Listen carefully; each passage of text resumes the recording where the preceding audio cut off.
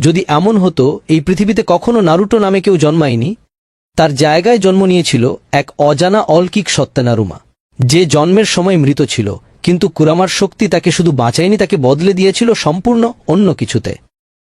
সে কোনো জিনচুরি কিনা, সে নিজেই একটা জীবন্ত বিজু আর মানুষের মিশ্রণ। শৈশব থেকেই তার ভেতরে ছিল 9টা কণ্ঠ, 9টা স্মৃতি, আর এমন এক শক্তি যেটা পুরো শিনোবি দুনিয়াকে বদলে দিতে পারে। কিন্তু প্রশ্নটা হলো, এই শক্তি কি তাকে হিরো বানাবে, নাকি পুরো দুনিয়ার সবচেয়ে বড় ভয়? এই গল্পটা কোনো লড়াই বা বড় কোনো ঘটনার দিয়ে শুরু হয় না, শুরু হয় একটা কষ্ট দিয়ে। কোনোহা গ্রামের একটা ছোট হাসপাতালের ঘরে মিনাটো আর কুশিনা তাদের নতুন জন্মানো ছেলেটার দিকে তাকায়, কিন্তু বাচ্চাটা নিয়ে শ্বাস নিচ্ছে না। শরীর ঠান্ডা, একদম নিস্তব্ধ। ওরা দুজন হাত রাখে বাচ্চাটার ওপর, শেষবারের মতো বিদায় জানাতে। হঠাৎ করেই কুরামার চক্রা দুজনের শরীর থেকে বের হয়ে বাচ্চাটার ভেতরে গিয়ে মিশে যায়। একটা ঝলকানি আলো পুরো ঘরটা ভরে দেয়। 9 টেলসের 2 ভাগশক্তি এক হয়ে যায়, আর তখনই ঘটে অসম্ভব একটা ঘটনা। বাচ্চাটা হঠাৎ চোখ খুলে, একটা চোখ নীল আর একটা অ্যাম্বার, তারপর জোরে কেঁদে ওঠে। কুশিনা আনন্দে কেঁদে ফেলে। সে আস্তে করে একটা নাম বলে, নারুমা। নামটা যেন নিজের থেকেই তার মনে চলে আসে। মিনাটো তখন বুঝে যায় এটা একটা অলৌকিক ঘটনা। কিছু সপ্তাহ পরে জিরাইয়া বাচ্চাটাকে পরীক্ষা করে মিনাটোকে একটা ভয়ঙ্কর সত্য বলে, কোনো সিল নেই, কুরামা পুরোপুরি মিশে গেছে বাচ্চাটার ভেতরে। মিনাটো তার সবচেয়ে ভরসার 5 জন মানুষকে ডাকে আর সবাইকে শপথ করায়, এই সত্যটা কেউ জানবে না, কোনোভাবেই না। 4 বছর পর্যন্ত সব শান্ত ছিল। নারুমা বড় হতে থাকে ভালোবাসায় ভরা একটা পরিবারে, হোকাগে বাবার সুরক্ষায় একদম সুখে। কিন্তু এক রাতে সব বদলে যায়।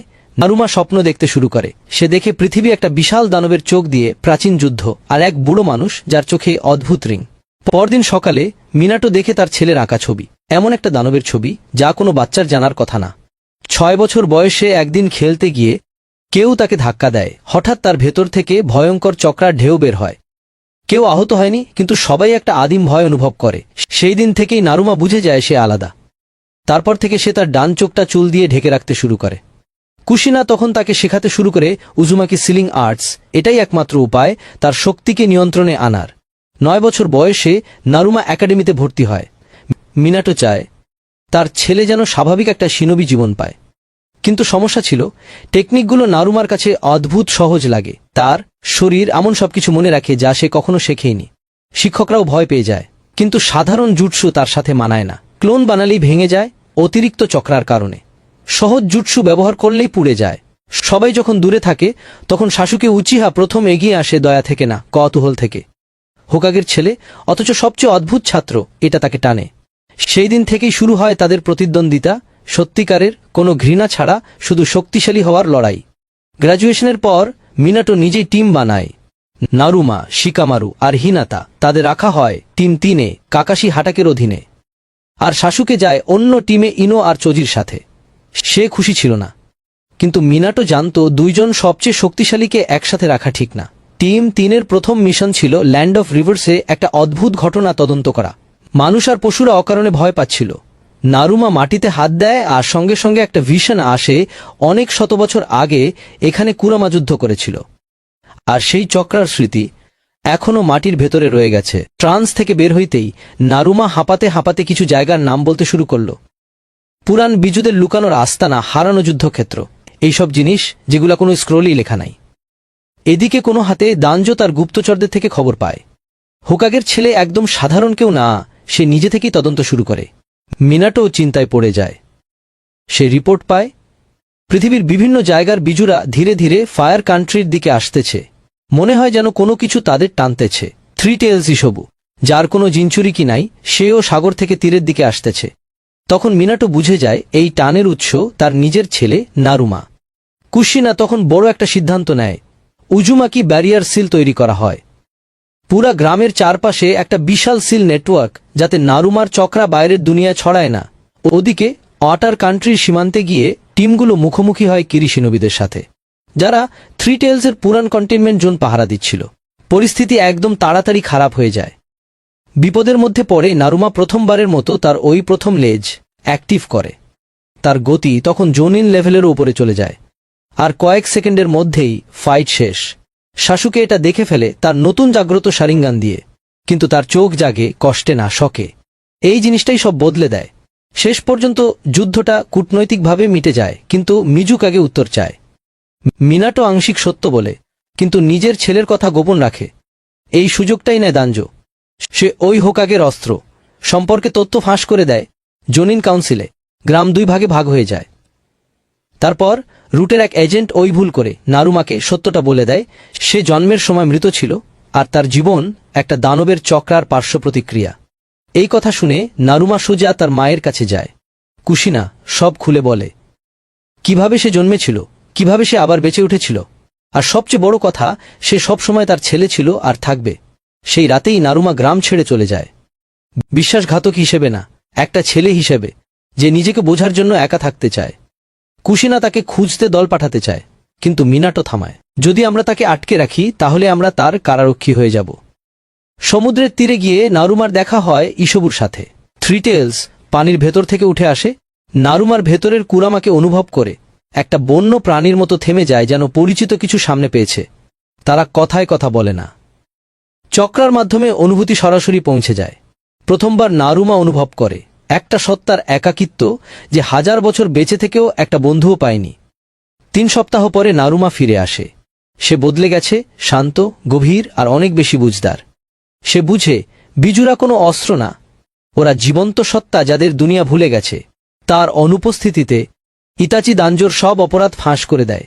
রুট ভেঙে দেওয়া হয়, দাঞ্জো গ্রেপ্তার হয়, কিন্তু তার কিছু এজেন্ট অন্ধকারে হারিয়ে যায়। ওই এজেন্টদের একজন গিয়ে খুঁজে পায় সেই মানুষটাকে, যে অনেক দিন ধরে খুঁজছিল কুরামা কোথায় হারিয়ে গেছে। মুখোশধারী সেই মানুষ রিপোর্ট পড়ে, আর অনেক বছর পর তার প্ল্যান বদলায়। এবার তার দরকার বিজু না, তার দরকার সেই ছেলে নারুমা। 1 বছর পরে নারুমা পুরোপুরি বদলে যায়। সে কালো পোশাক পরে, 3টা লেজ পর্যন্ত নিয়ন্ত্রণ করতে পারে, আর নিজের একটা নতুন রাসেঙ্গান বানায়, যেটা হার্টবিটের মতো ধুকধুক করে। শেষে মিনাটো একটা কঠিন সিদ্ধান্ত নেয়। সে তার ছেলেকে নিয়ে যাবে 5 কাগে সামিটে, কারণ আর গোপন রাখলে যুদ্ধ লাগবেই। রাইকাগে তো সরাসরি বলেই দিল, এই ছেলেটাকে এখানেই শেষ করে দিতে হবে। আর তোসুচিকাগে চাইল গবেষণা করতে, কারণ ওরা প্রত্যেকেই নারুমার মধ্যে দেখতেছে তাদের সবচেয়ে বড় ভয়। কিন্তু নারুমা কাগেদের দিকে তাকাই নাই। তার চোখ পড়ছে এক ছেলের দিকে, কপালে ওই ভালোবাসা লেখা, একা দাঁড়িয়ে আছে গারা। তার ভেতর থেকে একটা পরিচিত কণ্ঠস্বর আসতেছিল। নারুমা আস্তে করে গারার দিকে এগায়, আর সুকাকুর সাথে যোগাযোগ করে গারার মাধ্যমেই সে এমন কিছু অনুভূতি পৌঁছে দেয়, যা ওই বিজু কোনোদিন নিজের মুখে বলতে পারে নাই। হঠাৎ করেই গারা তার জীবনে প্রথমবারের মতো ভেতরের নিস্তব্ধতা অনুভব করে। কোনো চিৎকার না, কোনো ঘৃণা না, শুধু শান্তি। এই দৃশ্য দেখে সব কাগে চুপ হয়ে যায়। ওরা যেটা ভাবছিল তার উল্টা কিছু দেখে। এই ছেলে কোনো অস্ত্র না, সে একটা সেতু মানুষ আর বিজুদের মাঝে। ঠিক তখনই হঠাৎ করে দেয়াল বিস্ফোরণে উড়ে যায়। কাগাবশি এজেটরা আক্রমণ করে মুখোশধারী লোকটার আদেশে। নারুমার আর উপায় ছিল না, তাকে লড়তেই হবে। তার শরীর থেকে 4টা লেজ বের হয়। পুরা হল ঘরটা তার চক্রার তাপে জ্বলে উঠতে থাকে, পাথর পর্যন্ত গলে যেতে থাকে। ঠিক তখন শাসুকে আর ইতাচি রিনফোর্সমেন্ট নিয়ে এসে পৌঁছে। শাসুকের শারিঙ্গান তখন পুরোপুরি পরিপক্ক। সে কোনো কথা না বলেই তার কাটানা বের করে নারুমার পাশে দাঁড়ায়। তারপর শুরু হয় লফাইট। নারুমা আর শাসুকে পিঠে পিঠ লাগিয়ে লড়ছে। একদিকে লেজ আর ভয়ঙ্কর চক্রা, আরেকদিকে বিদ্যুৎ আর নিখুঁত আঘাত। স্পিড আর প্রেসিশনের কম্বিনেশন। তাদের জেনারেশনের 2 সবচেয়ে শক্তিশালী শিনবি। শেষ পর্যন্ত আক্রমণ ঠেকানো যায়, কিন্তু পৃথিবী প্রথমবার নারুমাকে তার আসল রূপে দেখে। আর এখন মানুষ তাকে যতটা সম্মান করে, ঠিক ততটাই ভয়ও পায়। শেষে কাগেরা একটা সিদ্ধান্ত নেয়, নারুমাকে একটা যাত্রায় পাঠানো হবে, প্রত্যেকটা বিজুর সাথে যোগাযোগ করার জন্য, যেন বড় কোনো বিপর্যয় না ঘটে। নারুমা একা যায় না, তার আথে যায় শিকামারু, হিনাতা আর গারা। প্রত্যেকের নিজের কারণ আছে, কিন্তু সবাই প্রস্তুত শেষ পর্যন্ত যাওয়ার জন্য। শাসুকে কোনো হাতেই থেকে যায়। সে একটা স্পেশাল ইউনিট লিড করে। তার কাজ কাগাবশিকে খুঁজে বের করা, আর সেই মুখোশধারী মানুষটাকে ধরতে হবে। প্রথম দেখা হয় সনগোকুর সাথে 4 টেলস। সে নারুমার দিকে নিচে তাকায়, আর তার কোনো ইচ্ছাই ছিল না শোনার, কারণ ছেলেটার গায়ে কুরামার গন্ধ। কিন্তু নারুমা জোর করে না, বোঝানোর চেষ্টাও করে না। সে শুধু পাশে বসে থাকে, ঘন্টার পর ঘন্টা। শেষে প্রাচীন সেই বিজু আগে কথা বলা শুরু করে। প্রত্যেক বিজু আলাদা ছিল। সাইকেন লুকিয়ে ছিল পানির নিচে একটা গুহায়। মানুষের 100 বছরের নিষ্ঠুরতায় ভীত হয়ে সে নারুমাকে কাছে আসতে দেয়, শুধু তখনই যখন সে অনুভব করে নারুমার ভেতরে কুরামার পরিবার পাওয়ার আকাঙ্ক্ষা। প্রতিটা নতুন সাক্ষাতে নারুমা আরও বেশি কণ্ঠ শুনতে শুরু করে। কখনো কখনো সে নিজের চিন্তাই হারিয়ে ফেলে অন্যদের স্মৃতির ভিড়ে। কিলার বি দ্বীপে গিয়ে নারুমা এমন একজনকে পায় যে তাকে সবচেয়ে ভালো বুঝে। বি আর গিউকি একসাথে পুরো সামঞ্জস্যে থাকে। মানুষ আর বিজু যে পার্টনার হতে পারে সেটার প্রমাণ। বি তাকে সবচেয়ে গুরুত্বপূর্ণ জিনিসটা শেখায়, ওইসব কণ্ঠ একসাথে শুনিস না, আগে নিজেরটা শুন, কারণ গানটা তুই ঠিক করবি কোনটা গাইবি। এইদিকে শাশুকে একটা ভয়ঙ্কর সত্য বের করে। মুখোশধারী লোকটার কাছে শারিঙ্গান আছে। ইতাচি রিপোর্ট দেখে বুঝে ফেলে এই টেকনিকটা কার, কাকাশির হারানো বন্ধুর। যখন কাকাশি জানতে পারে ওবিতো বেঁচে আছে আর সব কিছুর পেছনে সে চুপচাপ একটা পুরনো টিমের ছবি বের করে আর তাকিয়ে থাকে তার সেই বন্ধুর মুখের দিকে যাকে সে ২০ বছর ধরে মৃত ভেবেছে। নারুমার বয়স তখন ১৬। সে একসাথে সব ৯টা বিজুর কণ্ঠ শুনতে পারে। তার হাতের লাল চক্রার দাগগুলো আর মিলায় আস্থায়ী হয়ে গেছে। ঠিক তখনই আঘাত করে ওবিতো। তার এজেন্টরা একসাথে সব গ্রামে জিনচুরিকিদের উপর হামলা চালায়। বিপদের মুখে পড়ে বিজুরা, আর তারা একসাথে আতঙ্কে নারুমাকে ডাকে। ৯টা কণ্ঠ একসাথে চিৎকার করে ওঠে। নারুমা নিয়ন্ত্রণ হারায়। তার শরীর থেকে একের পর এক লেজ বের হতে থাকে। ৫, ৬, ৭। ঠিক তখনই সামনে এসে দাঁড়ায় ওবিতো, এইবার মুখোশ ছাড়া। সে সরাসরি কুরামার সাথে কথা বলে। তার লক্ষ্য একটাই, দানবটাকে জাগিয়ে তুলে ছেলেটাকে ভেতর থেকেই ধ্বংস করা। নারুমা তখন অষ্টম লেজের কিনারায়, তার শরীর পুরোপুরি পশুর চক্রায় ঢেকে যাচ্ছে। ভেতরের মানুষটা প্রায় হারিয়ে যাচ্ছে। এই সময় কাকাশি, শাশুকে আর ইতাচি এসে পৌঁছায়, আর তাদের পেছনে হোকাগেকে ফেলে রেখে একজন বাবা হিসেবে আসে মিনাটো। কাকাশি দাঁড়ায় ওবিতোর সামনে, অনবু বা সেনসেই হিসেবে না, একজন মানুষ হিসাবে যে ২০ বছর ধরে বন্ধুর মৃত্যুর অপরাধবোধ নিয়ে বেঁচে আছে। তাদের লড়াই শুরু হয়, ভয়ঙ্কর, দ্রুত, নির্মম। বিদ্যুৎ বনাম শূন্যতা, রাইকিরি বনাম কামুই, দুইজন শিনবি যারা একে অপরকে সবচেয়ে ভালো চিনে। ওদিকে গারা নারুমার চারপাশে বালির ব্যারিয়ার তৈরি করে। হিনাতা তার বিয়াকুক দিয়ে ভেতরে দেখে একটা ছোট জায়গা যেখানে এখনো মানুষের চক্রা বেঁচে আছে। সে এগিয়ে যায় আর জেন্টল ফিস্ট দিয়ে নারুমার বুকে আঘাত করে। আঘাতটা ক্ষতি করার জন্য না, জাগানোর জন্য। সে মানুষের চক্রাটা আবার হৃদয়ের দিকে ফেরত পাঠায়। নারুমা ফিরে আসে। অষ্টম লেজের মধ্যেই দানব তখনও গর্জাচ্ছে, কিন্তু ভেতরের ছেলেটা ধরে রাখে নিজেকে, কারণ কেউ তার হৃদয়ে পৌঁছেছে। এইদিকে কাকাশি নিজেকে ওবিতোর আঘাতের সামনে ছেড়ে দেয়। সে তার বুক এগিয়ে দেয় আর ওবিতোর হাত ধরে ফেলে। সে জানে বন্ধুকে থামানোর একটাই উপায়, তাকে মনে করানো সে আগে কে ছিল। ওবিতো থেমে যায়, হারার জন্য না, বরং কাকাশির চোখে সে দেখে ঘৃণা না, ২০ বছরের অপেক্ষা এক বন্ধুকে ফিরে পাওয়ার। কিন্তু এর মধ্যেই দেরি হয়ে গেছে।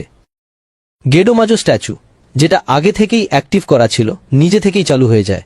এটা নারুমার ভেতর দিয়ে সব বিজুর চক্রা টানতে শুরু করে। সব চক্রা একসাথে তার দিকে ধেয়ে আসে। গারা পড়ে যায়, বি অজ্ঞান হয়ে যায়। ৯টা শক্তির স্রোত এক শরীরে ধাক্কা খায়। ঠিক তখন হাগরমোর কণ্ঠ ভেসে আসে, ওই যদি বিজুরা জোর করে এক হয়, আমি নারুমাকে মুছে ফেলব, কিন্তু যদি তারা নিজের ইচ্ছায় এক হয়, তাহলে নতুন কিছু জন্ম নেবে। নারুমা চুপচাপ ৯টা বিজুর দিকে তাকায়, তার হাত বাড়িয়ে দেয়। কোনো বক্তৃতা না, কোনো অনুরোধ না, শুধু এক এক করে সবার নাম ধরে ডাকে। এক এক করে তারা এগিয়ে আসে, নিজ নিজভাবে তার হাত ছোঁয়ে। কেউ দ্বিধায়, কেউ উষ্ণতায়, শেষে আসে শুকাকু ভান করে, যেন কিছুই যায় আসে না। ঠিক তখন হাগরমো ১০০০ বছরের মধ্যে প্রথমবারের মতো হাসে আর অদৃশ্য হয়ে যায়। সোনালি শিয়ালটা আলো হয়ে ভেঙে যায়, আর তার জায়গায় দাঁড়িয়ে থাকে নারুমা, আবার মানুষ হয়ে। তার পিঠে ৯টা স্পাইরাল চিহ্ন আর নিজের চোখ। গারা আর বি জ্ঞান ফিরে পায়, তাদের বিজুরা ফিরে আসে, কিন্তু এইবার কারাবন্দী হিসেবে না, পার্টনার হিসেবে। মিনাটো তার ছেলেকে জড়িয়ে ধরে যেন আর কোনোদিন ছাড়বে না। ৫ বছর পরে নারুমা তৈরি করে ওই টেম্পল অফ ৯ নেমস, একটা জায়গা যেখানে মানুষ আর বিজুরা একসাথে থাকে, যেখানে বাচ্চারা খেলে সেই সব সত্তার সাথে যাদের একসময় দানব বলা হতো। আর রাতে নারুমা একা ছাদের ওপর বসে থাকে, কিন্তু তার চারপাশে জ্বলে ওঠে ৯ জোড়া চোখ। আর সে বুঝে যায় আসলে সে আর কোনোদিন একা না।